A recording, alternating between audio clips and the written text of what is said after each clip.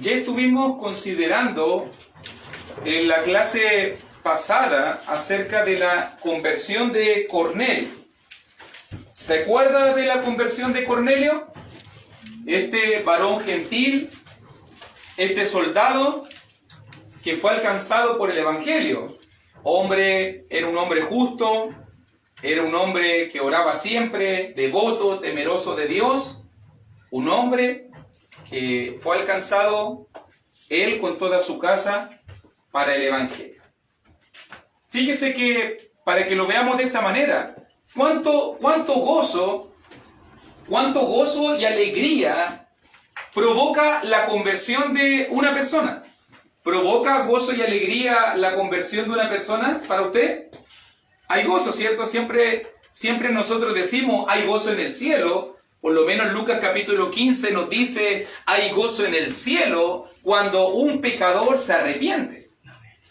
Hay gozo en el cielo, los ángeles están de fiesta, pero llegó la noticia de la conversión de Cornelio a los oídos de la iglesia en Jerusalén y no había gozo. No había alegría. Escuchemos. Mire lo que dice el relato y vamos a ir entendiendo la historia. Hoy día vamos a estar trabajando en Hechos capítulo 11, porción bíblica del versículo 1 al 18, y dice la palabra: oyeron los apóstoles y los hermanos que estaban en Judea, que también los gentiles habían recibido la palabra de Dios. Y cuando Pedro subió a Jerusalén, disputaban con él los que eran de la circuncisión, diciendo: ¿por qué has entrado en casa de hombres incircuncisos y has comido con ellos? Entonces comenzó Pedro a contarles por orden lo sucedido. ¿Se fija lo que está pasando? Inmediatamente, usted sabe que las noticias corren, las noticias vuelan. Inmediatamente después de la conversión de Cornelio, tremenda conversión en Cesarea, su familia fue alcanzada por el Evangelio, la iglesia del Señor fue bendecida. Recuerden que ya había una iglesia del Señor allí, con Felipe el Evangelista, con sus hijas, con su esposa. Y la iglesia del Señor estaba floreciendo en Cesarea, pero inmediatamente llegó esta noticia de Jerusalén o Judea, y parece que no cayó muy bien la noticia.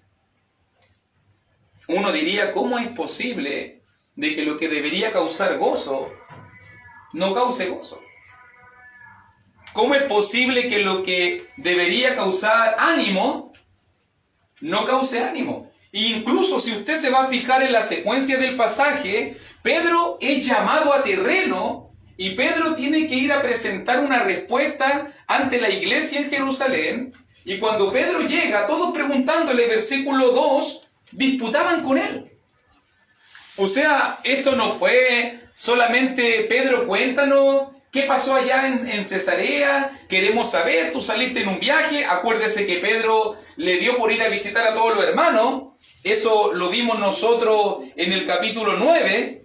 ¿Se acuerda cuando mirábamos nosotros la actitud de Pedro en versículo 32? Visitando a todos. Pedro salió en un viaje evangelístico visitando a todos. Pedro hizo la obra no solamente en Cesarea. También se acuerda cuando lo hizo con Eneas, ¿cierto? En Lida, en Sarón. También predicó la palabra en Jope, cuando resucitó a Dorcas. Y terminó en Cesarea. Y las noticias inmediatamente de lo que sucedió en Cesarea llegaron a oído, y dice allí, versículo 2, los que eran de la circuncisión. O sea que ya dentro de la iglesia primitiva, ya dentro de la iglesia de Cristo en el primer siglo, ya habían ciertos hermanos que querían imponer ciertas ideas, sobre todo que tenían que ver con la ley antiguo testamentaria. Los de la circuncisión. Y ellos querían ver un cristianismo a la luz, en este caso. Cualquier pregunta para acá, para mejor. Cualquier pregunta para acá, más fácil. ¿Alguna duda? ¿Qué es la circuncisión? La circuncisión en este caso es la práctica judía que se hacía cuando le cortaban el prepucio del pene a un judío para entrar en comunión y en relación con Dios, en pacto con Dios. Eso, por si acaso. Y en este caso, como el Evangelio fue predicado allí, en Judea, Entonces muchos de ellos pensaban que el judaísmo era una extensión, o en este caso el cristianismo era una extensión del judaísmo. Entonces muchos quisieron imponer ese rito. Como yo me circuncidé, como yo vengo de un contexto judío, como yo practicaba la ley, como yo hacía estas cosas, ahora quiero seguir, ahora entré a la iglesia y quiero seguir haciendo las cosas de esa misma manera. Y surgió una facción que van a causar muchos problemas. Por si acaso, el libro de Gálatas se escribe por causa de ellos. El libro de Gálatas completamente se escribe por causa de ellos. El libro de Hebreos se escribe completamente de ellos. Y hay atisbos en Colosenses, en Romanos, en varios libros, de que se está atacando ese problema. De que muchos cristianos de origen judío querían seguir guardando ciertas prácticas. Y no era un punto como algo voluntario, tradicionalista, personal. No, querían imponerlo a todas las personas como un requisito de salvación, a tal punto que en el caso de Tito, quisieron imponérselo y Pablo no accedió. Querían imponerle a un griego a circuncidarse. Cosa que en el caso de Timoteo lo hicieron. Después te va a ver que eso va a pasar en Hechos capítulo 16. Que Timoteo, para hacer la obra en medio de los judíos, va a tener que ser circuncidado. Entonces, era un tema complicado. Y la pregunta de esta facción, imagínense cómo toma esta opinión personal, cómo toma preponderancia dentro de la obra de Dios, y al final disputan con Pedro. Imagínense, Pedro recibió, yo me imagino ponerse a pensar como Pedro recibió las llaves del reino. Pedro predicó a 3.000 personas en Pentecostés y los bautizó. Pedro es el líder de los apóstoles. Pedro es el que está dirigiendo la iglesia en Jerusalén, y una pequeña facción lo está llamando a cuenta. Oye, Pedro, ¿por qué tú hiciste esto? Para que usted entienda que hasta Pedro fue llamado a dar cuenta. Que a veces la gente piensa, no, yo no tengo que darle cuenta a nadie, yo hago lo que quiero, yo me dirijo como yo quiero, a nadie le importa. Hasta Pedro, el que estaba a cargo de la congregación de Jerusalén, por decirlo de alguna forma, el primero de los apóstoles, fue llamado a terreno. Y Pedro no usó su autoridad apostólica. Pedro no usó su autoridad apostólica como una absolución diciendo, ustedes no tienen nada que hablar conmigo. Yo soy superior a ustedes. ¿Qué tienen que meterse ustedes? Yo era un discípulo personal de Jesús, ustedes no son nada, llegaron después. Pedro pudo haber hecho eso, ¿cierto? Pedro pudo haber marcado su autoridad, ¿o no? Pedro pudo haber tirado la jineta, como decimos nosotros, ¿no? Pero Pedro no hizo eso. Pedro no hizo eso. Pedro escuchó a sus acusadores. Pedro conversó con ellos. Incluso Pedro les contó y le mostró por orden, les dio información y los educó para que se dieran cuenta realmente que ellos estaban equivocados. Pedro puede haberle dicho, oye, si Dios me lo reveló y que tienen que meterse ustedes, y chao. Pedro no hizo eso. Pedro siempre va a elegir el camino de la humildad, porque es humilde que una persona que esté en un puesto de autoridad escuche a uno que esté en un puesto de menos autoridad y le rinda cuenta a uno. Eso no se hace en un trabajo, ¿no? ¿Se hace eso en un trabajo? ¿Que un jefe le esté rindiendo cuenta a un empleado? No, eso no pasa en ningún trabajo, ¿cierto? Eso no sucede en ningún trabajo. Solo en la iglesia del Señor pasa. Solo en la iglesia del Señor pasa. Pero eso no pasa en un trabajo. Que un jefe esté rindiéndole cuenta a los empleados, a los menores. Bueno, Pedro entendía que para ser grande había que ser el último y había que ser un siervo. Y por eso mismo él accedió a esta petición o a esta disputa. ¿Y por qué él puede haber dicho, mira, yo soy un hombre hasta inspirado por Dios, ustedes no tienen nada que ver conmigo, aquí se terminó el asunto. Dios me mandó para allá y esto se hace así y chao. Pero no ocupó esa autoridad. Pedro persuadió.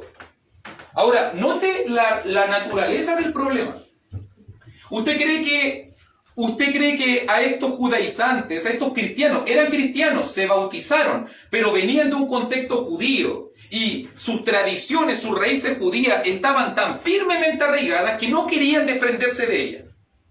Y cuando vio que iban a llegar judíos, o sea, iban a llegar cristianos, con otra cultura, con otra manera de ser, con otro enfoque de vida, les molestó. Le iba a cambiar su esquema.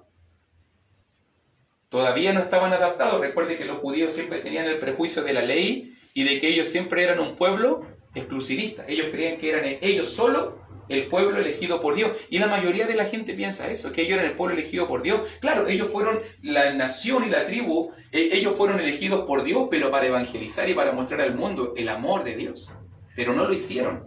Y en vez de eso, se recluyeron en sí mismos, se fortificaron alrededor de la ley, se cerraron como nación y como pueblo, y al final pensaron que ellos eran los únicos que eran dueños de la verdad, los que eran dueños de la salvación, los que eran dueños de la interpretación, y al final eso fue lo que los destruyó. Y esa es una advertencia para todos nosotros. Esa es una advertencia para todos nosotros.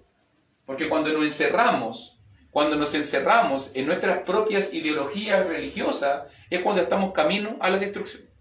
Cuando nosotros nos creemos exclusivistas, cuando nosotros pensamos que somos lo único, cuando nosotros pensamos que todo está mal y nosotros bien, entonces estamos camino a la perdición. Estamos camino a la perdición. Porque no es tu misión mirar eso. Tu misión es seguir la voluntad de Dios. Tu misión es, y al final eso originó un prejuicio. ¿Cuál es el prejuicio? Mire, versículo 3. Hay un prejuicio súper grande. Si usted se fija, Pedro fue a predicar la palabra a Cesarea, que era judía, pero le predica a un soldado gentil, pero la problemática de ello no es tanto hacia la predicación. La problemática de ello no es tanto a que se hayan bautizado gentiles. Si tú te fijas muy bien, la pregunta específica que le carcomía a estos de la circuncisión, versículo 3, ¿por qué has entrado en casa de hombres incircuncisos? O sea que este era un tema de comunión. Era un tema de comunión, porque los judíos no se juntaban con los gentiles. Un judío, ya Pedro lo dijo, no entraba a la casa de un gentil. Si tenía que hablar algo, se quedaba fuera de la puerta y nunca iba a entrar. Porque ellos tenían en su ritualismo de que si al entrar ellos iban a contaminar con los mismos pecados que donde estaba la casa. Eran de esa manera. Ellos adoran dioses paganos, no, yo no me voy a meterme ahí. Y tenían ese tal prejuicio racial que ellos no se juntaban. Entonces realmente no les molestaba tanto de que Pedro predicara. Lo que realmente le molestaba es que Pedro haya entrado en casa de hombres incircuncisos y haya comido con ellos. Este problema no es nuevo, se va a dar en el libro de Gálatas también. Después en algún momento vamos a tener que analizar eso, cuando lleguemos al capítulo 15 de Hechos, porque ese problema siguió y siguió. Porque ellos tenían recuerde que los judíos eran muy estrictos en cuanto a ciertas comidas, ellos no comían chancho, otro tipo de comida, en cuanto al tema, o lo mismo, o lo ahogado, lo sacrificado a los ídolos, tenían muchos prejuicios en cuanto al tema de la comida, entonces ellos nunca iban a comer con un gentil, porque ellos iban a decir, no, que yo no sé cómo lo mató, apuesto que iba a tener sangre, apuesto que fue ahogado, apuesto que no fue procesada correctamente, y por esos prejuicios ellos decían, no queremos tener comunión con ellos. Alguien diría, los prejuicios eran sanos, tal vez, pero ese prejuicio fue el impedimento, si tú te fijas muy bien, ese prejuicio fue el impedimento de que ellos quisieran tener comunión y querían prohibirle a Pedro tener comunión con los gentiles. ¿Cuál es el problema de eso? ¿Será el problema de que ellos querían cuidarse y guardarse puros? Yo creo que no, yo creo que está súper bien. Yo creo que está súper bien guardarnos y considerarnos puros y tratar siempre de hacer lo más posible delante del Señor. Pero ¿cuál es el problema? El problema es que estamos predicando el Evangelio con acepción de personas. Entonces cuando tú le pones etiquetas a la gente, entonces tú no puedes predicar el Evangelio verdadero. Porque yo comienzo a etiquetar.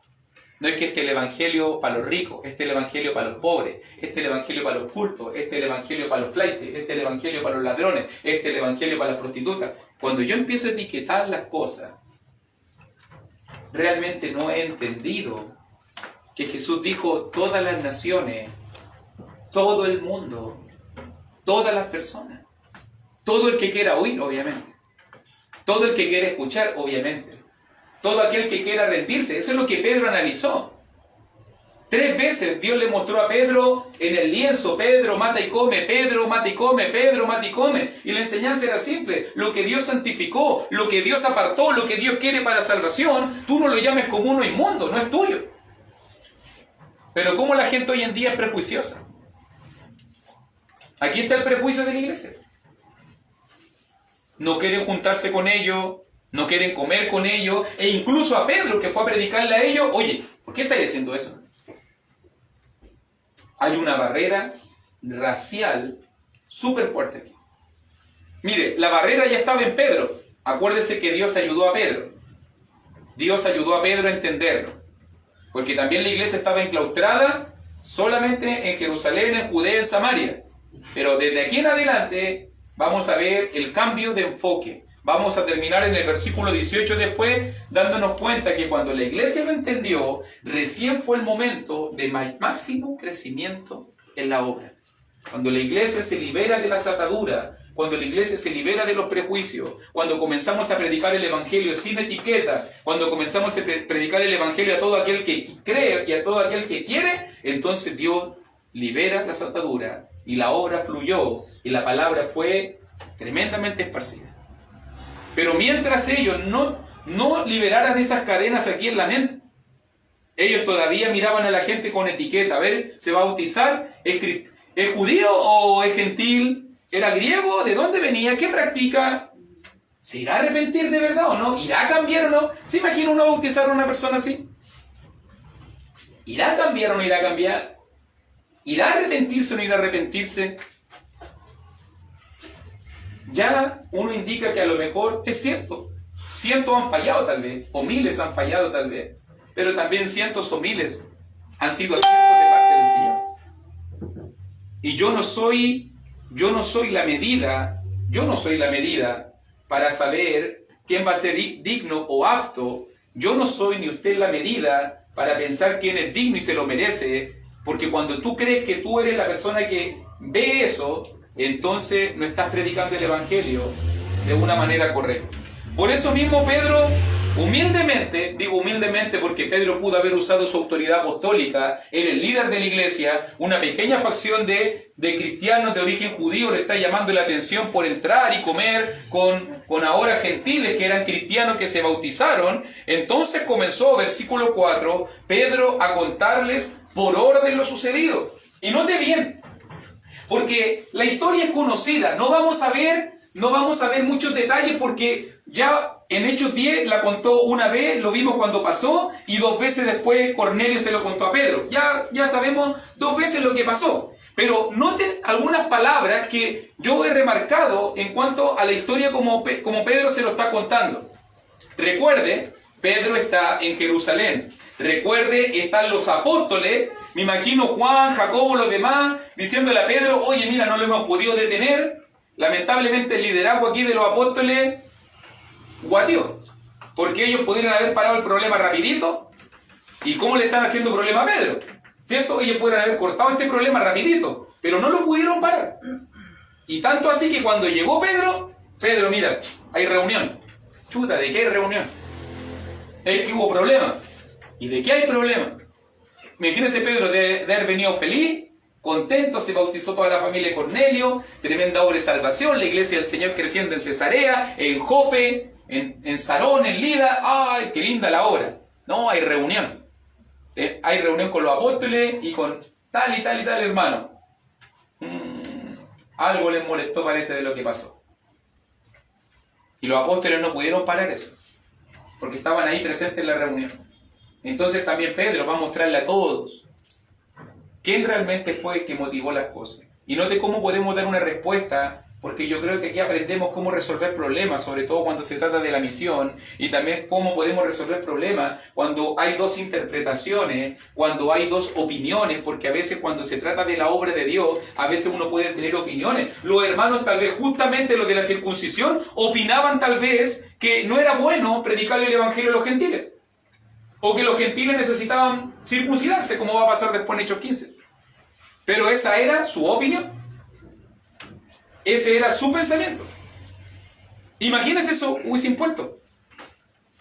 Hubiésemos tenido todos nosotros que circuncidarnos. Todos hubiéramos tenido que someternos a esos ritos. Por la opinión de unas pocas personas que le parecía mal. ¿Ves que siempre hay esos pocos? ¿Le parece mal todo? No, que mal aquí, mal allá, mal acá. Y siempre están juzgando, criticando. Lo que pasó a Pedro. No nos vamos a extrañar si le juzgaron a Pedro y Pedro estaba siendo guiado por Dios. Imagínate a ti y a mí. Obviamente que nos van a juzgar. Eso es inevitable. Pero mire, escuchen las palabras. Estaba yo en la ciudad de Jope, Pedro cuenta la historia, orando. Y vi en éxtasis una visión. Note, orando, éxtasis, una experiencia más allá de la realidad. Una visión. Algo semejante a un gran lienzo que descendía, que por las 4 puntas era bajado, ¿de dónde? Del cielo. Y venía hasta mí. Cuando fijé en él los ojos, consideré y vi cuadrúpedos terrestres, y fieras y reptiles y aves del cielo. Y una voz, grábelo ahí, y oí una voz que me decía, levántate, Pedro, mata y come. Y dije, ¿qué entendió Pedro? Señor. ¿Qué le estaba hablando? El Señor. Pedro, mata y come. No, porque ninguna cosa común o inmunda entró jamás en mi boca. Entonces la voz me respondió del cielo por segunda vez. Lo que Dios limpió, wow, segunda vez que habla una voz del cielo. No lo llames tú común. Y esto se hizo 3 veces. Y volvió todo a ser llevado arriba al cielo. Y aquí, luego, llegaron 3 hombres a la casa donde yo estaba, enviados a mí desde Cesarea. Y mire, y justo coincidentemente, llegan 3 personas a mi casa, a la casa donde yo moraba. Y diciendo, y el Espíritu me dijo, note ahora, ¿quién fue el que motivó todo? El Espíritu me dijo que fuese con ellos sin dudar.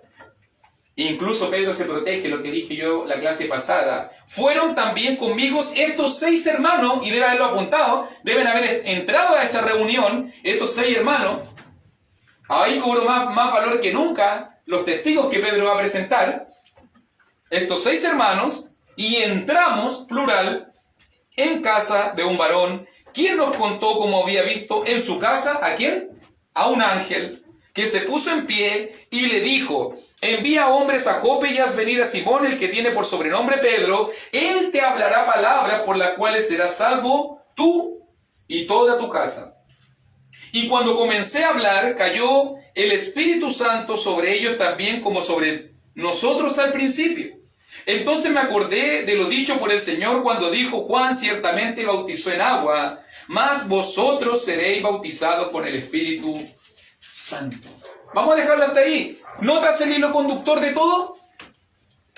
¿Qué está diciendo Pedro en simples palabras? Tú conoces la historia, ya se dijo en Hechos 10, 2 veces la misma historia se contó.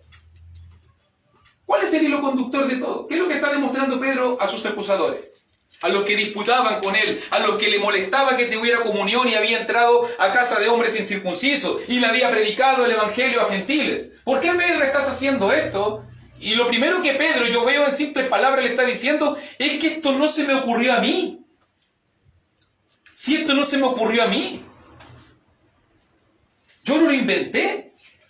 Y esa es la primera gran respuesta de Pedro. Esa es la primera gran defensa de Pedro. Porque Pedro es un hombre guiado por Dios. Pedro es un hombre que hace las cosas de Dios. Nota la perspectiva. ¿Los de la circuncisión eran cristianos? Sí. ¿Los de la circuncisión tenían el Espíritu Santo? Sí. Pero eran prejuiciosos. Y en la misma iglesia habitaban personas que eran guiadas por Dios, y en la misma iglesia había personas que eran prejuiciosas, que juzgaban, que criticaban, que miraban, que distinguían, que etiquetaban y que querían negarle el evangelio a las personas. En la misma iglesia de Dios y tenían el mismo Espíritu Santo. Y coexistieron constantemente. Yo no voy a ir en contra de ese punto. Pero el punto del argumento es que Pedro tenía argumentación sólida porque Dios lo estaba guiando. Yo lo miro. Estaba orando. Una visión, note, una visión, una voz del cielo, después de eso un ángel, el Espíritu Santo, un poder que descendió, ellos hablan en lengua. Es como que le está mostrando, ¿no se dan cuenta que Dios dirigió todo esto? ¿No se dan cuenta que esto es una obra de Dios? ¿Bajo qué óptica estaban mirando en Hechos 11 la obra, lo de la circuncisión? ¿Te fijas ahí? Los hermanos de la circuncisión, muy lindos pueden haber sido, muy de Dios pueden haber sido, muy fieles pueden haber sido a la iglesia en Jerusalén, pero los hermanos de la circuncisión estaban mirando la obra con la óptica humana, carnal. Se estaban dirigiendo por su criterio humano. Y Pedro se estaba dirigiendo por el criterio de Dios. Y Pedro estaba guiando su vida por la voluntad de Dios. Y por eso Pedro le va a demostrar a sus acusadores: el que me envió a Cesarea fue el Espíritu Santo, fue el ángel, fue la voz de Dios, el que me mandó a predicarle a ellos fue Dios. Y por eso, fíjate muy bien, versículo 17. He pensado mucho en el versículo 17 la última semana, mi hermanito. He pensado mucho. Por eso que lo dejé ahora. Porque nótalo bien. Si Dios pues le concedió también el mismo don, ellos fueron llenos del Espíritu Santo. Ellos recibieron el poder del Espíritu Santo. Ellos hablaron en lengua igual como los apóstoles. Pedro comparó la experiencia que ellos vivieron en Pentecostés con lo que pasó en la casa de Cornelio. El mismo poder, la misma autoridad, la misma palabra. El mismo poder de Dios. Si Dios le concedió a los gentiles, y Pedro dice, y estos 6 hermanos que están ahí lo vieron, y ellos tienen que haber estado así. Sí. Y tienen que haberle preguntado, ¿y fue verdad o no? ¿Y hablaron en lengua? Sí. ¿Y qué dijo Cornelio del ángel? Que lo vio. ¿Y qué pasó con esto? ¿Y se bautizaron? Sí. Ellos tienen que haber sido testigos de todo eso. ¿Te diste cuenta cómo Pedro se protegió? Porque alguien pudo haber dicho, no, es que tú inventaste toda esta cuestión. Ahí está. 6 hermanos, pregúntenle a ellos. Ellos fueron testigos exactamente de las mismas cosas. Y vieron todo lo que sucedió. Y dan fe. Nota que incluso dice en el Antiguo Testamento, lo decía la clase pasada, que una acusación se probaba con el testimonio de 2 o 3 testigos. Imagínate, Pedro duplicó el número de testigos. Eligió a 6 hermanos. Obviamente, hermanos tienen que haber sido de respeto, hermanos fieles, hermanos que su palabra no iba a ser puesta en tela de juicio. Pero ahí si iba a ser un hermano que estaba en tela de juicio, nadie le iba a creer. Yo creo que Pedro no lo iba a elegir como un testigo fiable, obviamente. Pero Pedro eligió hermanos de respeto, de honra. Míralo, hermanito. Incluso eso me habla mucho de la actitud de Pedro. Porque Pedro fue dirigido por Dios. Pedro no necesitaba invitar a nadie. Total, Pedro era dicho, como muchos dicen, oye, ¿por qué dudáis de mí? Oye, si yo soy inspirado por Dios. Oye, ¿por qué estáis dudando? Oye, y uno de repente se ofende cuando la gente duda de ti, ¿o no? Pedro se protegió. Pedro pudo haberse hecho el ofendido. Hoy no creen en mí, que me están pidiendo testigos, me están invitando a una reunión y tengo que aclararle puntos.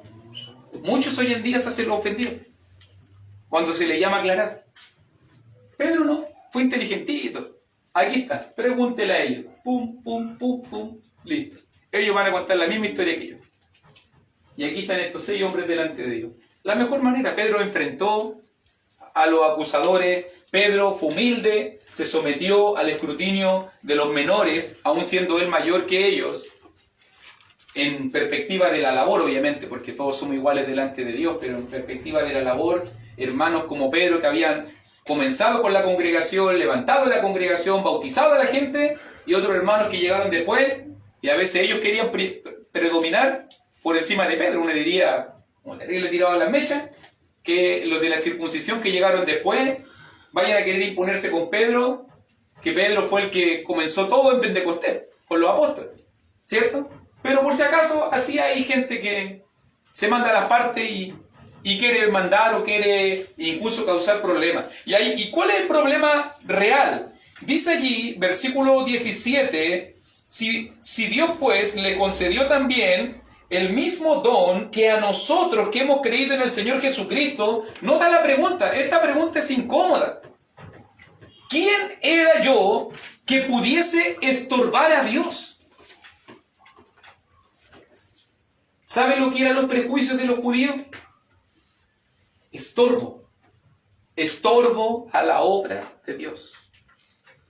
Y uno con sus prejuicios, uno con sus críticas, uno con sus acusaciones, uno con sus malas actitudes, uno puede ser un estorbo. Con tu actitud, yo puedo ser un estorbo. Con tu actitud, con mi actitud, podemos ser un estorbo a la obra de Dios. Lo que Dios quiere hacer, lo que Dios quiere formar en las personas. Por eso Pedro dice, yo no voy a estorbar. ¿Quién podría estorbar? ¿Quién era yo que pudiese estorbar a Dios? Dios estaba dirigiendo la conversión. Y eso también me maravilló, que cuando Pedro analiza lo que está pasando acá, eso significa que la historia de conversión de Cornelio fue una historia de conversión dirigida por Dios, de principio a fin, con el ángel que invitó a Cornelio a llamar a Pedro, con el Espíritu Santo y el éxtasis que motivaron a Pedro a ir a Cesarea. Con todo lo que pasó, fue un proceso que estuvo dominado de principio a fin por Dios. ¿Y sabe lo que pensé yo con eso? Que cuando se trata de nuestra conversión, mi hermanito, cuando se trata de tu conversión, tú tienes que darte cuenta que el proceso que te llevó a tu conversión y a mi conversión fue un proceso que fue guiado, liderado y dirigido por Dios. No por la gente. No por el hombre. No por un predicador, por un evangelista, por una congregación. No. Fue un proceso dirigido por Dios. Pedro entendía, no bautizarlos en ese momento era estorbar a Dios. Dios quería hacer algo en la vida de Cornelio y Pedro no iba a estar ayudando a que eso llegara a suceder. Entonces, lo pienso en mi vida, lo pienso en tu vida, lo pienso en tu vida. Si Dios ha llegado a tu vida y tú fuiste convertido, tú fuiste tocado por el Evangelio y tú te bautizaste y fuiste en las aguas del bautismo, eso fue solamente, ¿por qué? Porque no se estorbó a Dios. Y Dios hizo exactamente lo que quería que se hiciera. Que tú llegaras al Evangelio. Que tú llegaras a la verdad. Que tú conocieras la voluntad de Dios. Eso es lindo. Eso habla de propósito. Pero eso también es una responsabilidad de la iglesia, porque nosotros también tenemos la misión de no estorbar a Dios en lo que Él quiere hacer en este mundo. Porque imagínense nosotros estemos estorbando a Dios. Imagínense, ¿se acuerda el consejo de Gamaliel fue, nosotros no vamos a estar luchando contra Dios cuando estaban persiguiendo a los apóstoles? Mira lo que Pedro ahora analiza. Tal vez no predicar el Evangelio a una persona es estorbar a Dios. Tal vez mirar a una persona con prejuicio es estorbar a Dios. Tal vez no servir a un hermano, una hermana y mirarlo y distinguirlo y etiquetarlo, tal vez es estorbar a Dios. Es estorbar a Dios. Y por eso mismo, el ánimo y el desafío para mí de Hechos capítulo 11 es que estemos en sintonía con Dios. Si tú te fijas, Pedro estuvo en sintonía con Dios. Pedro fue el hombre guiado por Dios. Pedro fue el hombre inspirado por Dios. Pedro fue... A lo mejor hoy día Dios no te va a mandar un ángel y te va a decir, oye, anda para allá, o te va a mostrar un éxtasis y te va a mostrar un lienzo. Si vas a estar esperando que te aparezca un lienzo, no te va a aparecer tal vez. Pero Dios nos dirige de otra manera hoy en día. Y Dios todavía nos está mostrando su camino de una manera sobrenatural para que el hombre y la mujer de Dios pongan atención. Y para que seamos dirigidos por Dios. Por eso es que cuando usted esté en alguna circunstancia en su vida, por eso es que cuando usted esté en una familia, en un trabajo, en cualquier situación, usted tenga que darse cuenta por qué Dios me puso en esta situación. ¿Por qué estoy puesto aquí? ¿Por qué estoy en la familia que tengo, en el hogar que tengo? ¿Por qué me rodeaste de los compañeros de trabajo? ¿Por qué me rodeaste de la esposa que tengo, del esposo que tengo, de los hijos que tengo? ¿Por qué estás poniendo en las circunstancias? Porque tal vez esa es la sintonía que Dios quiere que tú encuentres para que hagas la obra e impulses la obra de Dios en tu vida. Y a veces nosotros, por tal nunca preguntarlo, estamos estorbando la obra de Dios. Y no estamos haciendo lo que tenemos que hacer. A veces estamos haciéndole la pregunta incorrecta. ¿Por qué a mí? ¿Por qué yo? ¿Por qué sufro? ¿Por qué esto acá? ¿Por qué esto allá? ¿Por qué el trabajo? ¿Por qué quién? Y estamos quejándonos constantemente y a lo mejor no nos damos cuenta que Fuimos colocados en esa circunstancia y en esa situación para dar a conocer el nombre de Dios. Y no estoy aprovechando esa oportunidad. Y al final estoy anteponiendo mis prejuicios, estoy anteponiendo mis temores. ¿Cuánta gente hoy en día no predica el Evangelio por prejuicio? ¿Cuánta gente hoy en día no predica el Evangelio por miedo? ¿Cuánta gente hoy en día no predica el Evangelio por temor, por el qué dirán, para que no me molesten, para que no se burlen, para no quedar como el fanático, como el cristiano, o por falta de conocimiento? La gente hoy en día dice, no, que no sé, es que no conozco. Bueno, vaya a estar toda la vida diciendo que no sabía y no estáis preparados. O sea, yo digo, 1 añito, 2 añitos, 3 añitos, puede ser que tú digáis que no tenéis falta de conocimiento. Pero hay gente que lleva años y años en la iglesia y no se ha preparado nada para poder compartir con los otros. Una pequeña porción del Evangelio. Cuando ese es un proceso natural de crecimiento y de expansión. Pedro estaba preparado y tú tienes que prepararte porque también puedes estorbar a Dios cuando no te preparas. Porque al final Dios quiere hacer de ti un predicador del Evangelio, quiere Dios predicar, que seamos predicadores del Evangelio, ¿no? Eso fue lo que dijo en Mateo capítulo 28, la gran comisión. Eso fue lo que dice en Marcos 16, la gran comisión. Y si tú no lo estás haciendo, entonces tú estás siendo un estorbo a esa obra que Dios quería hacer. ¿Por qué? Porque no me estoy preparando, porque no tengo la actitud correcta, porque no tengo el carácter correcto, porque estoy anteponiendo otras cosas, mis prejuicios. Y al final no se está usando el potencial para que Dios te trajo a la iglesia. Si usted se fija, aquí no estamos hablando de los dones. Hermano, aquí no estamos hablando de los dones. Porque uno entiende que la iglesia fue bendecida con dones. No, aquí estamos hablando de la visión evangelística. Porque aunque hay personas que tienen dones, todos somos llamados a evangelizar. Todos. Tengáis el don o no tengáis el don, todos somos llamados a compartir esta palabra. Y buscar los medios y la forma. ¿Qué hizo Cornelio? Conectó. Invitó a la gente, invitó a sus familiares, invitó a su amigo íntimo, conectó aquí, conectó allá, hizo contacto, buscó las maneras. Cornelio no se limitó y no era ni cristiano. No era ni cristiano, ni siquiera sabía la verdad, pero él ya estaba compartiendo. Sin saberlo. Porque Cornelio no se limitó. La gente de hoy en día se limita. Y por eso no quiere. Claro, no es que yo no sé. Claro, si no tomáis nunca la Biblia, ¿qué vaya a saber? ¿Qué vaya a saber dar una respuesta? Es obvio. Es obvio que no vaya a saber. ¿Es culpa de Dios eso?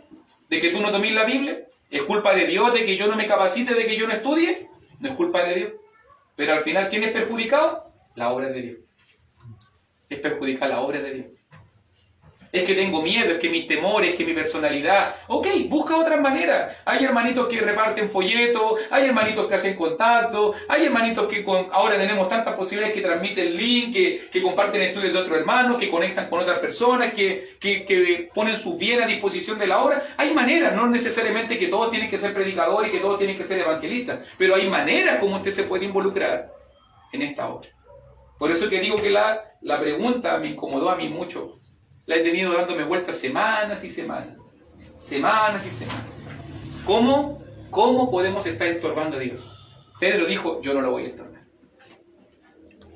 Si Dios me está apuntando, la cuestión es para allá.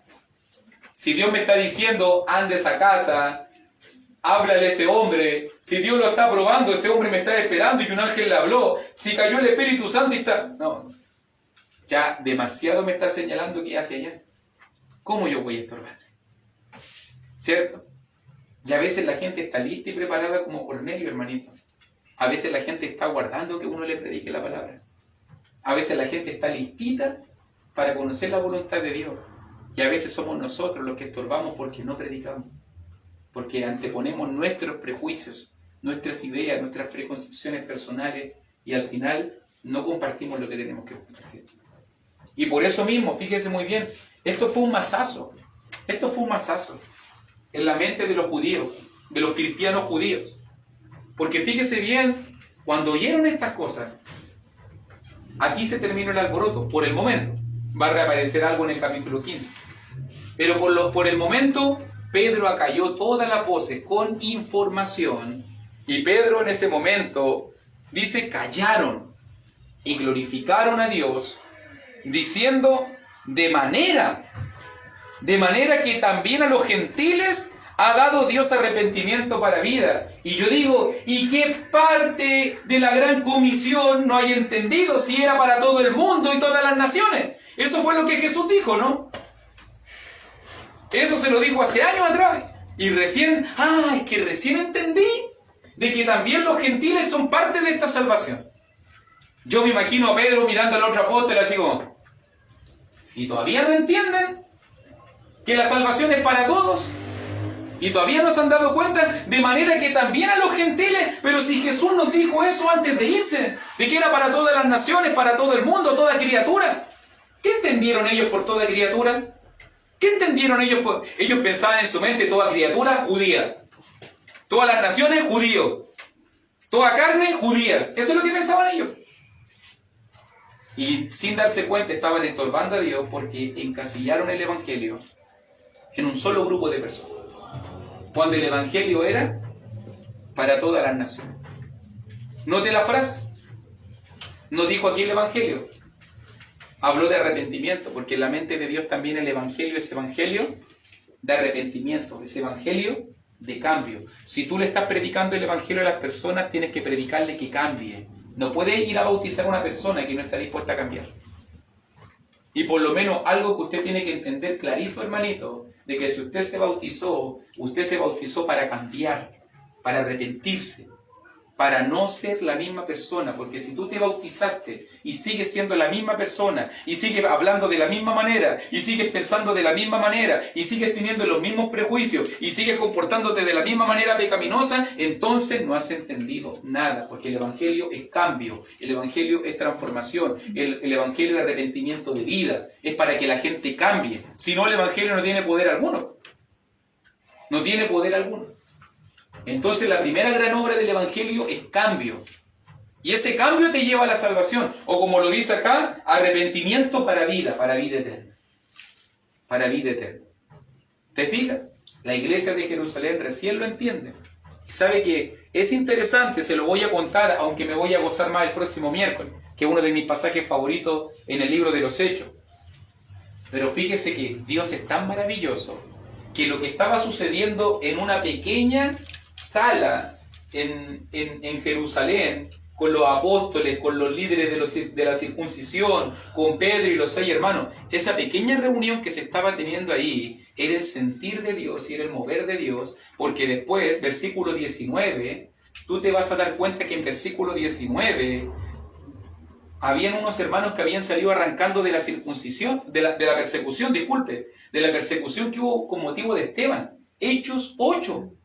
Cuando Saulo, imagínense, antes de la conversión de Saulo, cuando Saulo estaba persiguiendo a la iglesia, hermanos salieron arrancando y en Hechos 11 todavía seguían arrancando. Y cuando usted mira en el mapa, ¿cuánto tiene que haber recorrido esa gente? ¿Cuánto tiene que haber recorrido esa gente? Hermanitos de la iglesia en Jerusalén. ¿Y sabe lo que Dios le puso en el corazón a ellos? Sin haber estado presente en esa reunión, sin haber escuchado de la conversión de Saulo. Dice que comenzaron a predicar el Evangelio a los gentiles. Y desde ese momento en adelante se estableció la iglesia del Señor en Antioquía de Siria, que va a ser la congregación más grande y el centro evangelístico. De ahí van a salir los 3 viajes misioneros de Pablo. Ya no de Jerusalén. No, el centro de operaciones cambió. Desde Hechos capítulo 11, el centro de operación de la iglesia ya no es Jerusalén. Ya nada se centra en Jerusalén. Se resuelve en ciertos casos. Pero desde ahora, de donde se dirigen los viajes misioneros, de donde salen evangelistas, de donde salen profetas, de donde sale la obra de Dios para todo el mundo, va a ser Antioquía.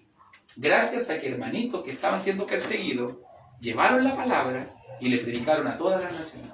Parece que ellos entendieron bien. Parece que ellos entendieron clarito. Pero mire cómo es el sentir de Dios, cómo pasó exactamente al mismo tiempo. No es casualidad. Es solo el propósito de Dios. Y tú te vas a dar cuenta cómo comenzó la iglesia, la próxima clase, cómo comenzó la iglesia de Antioquía, cómo comenzó la iglesia más poderosa en cuanto a la misión, de donde allí salió Pablo, de allí salió Bernabé, y habían profetas y habían tremendos siervos de Dios, que salieron para predicar a todo el mundo y a todas las naciones. 3 viajes misioneros.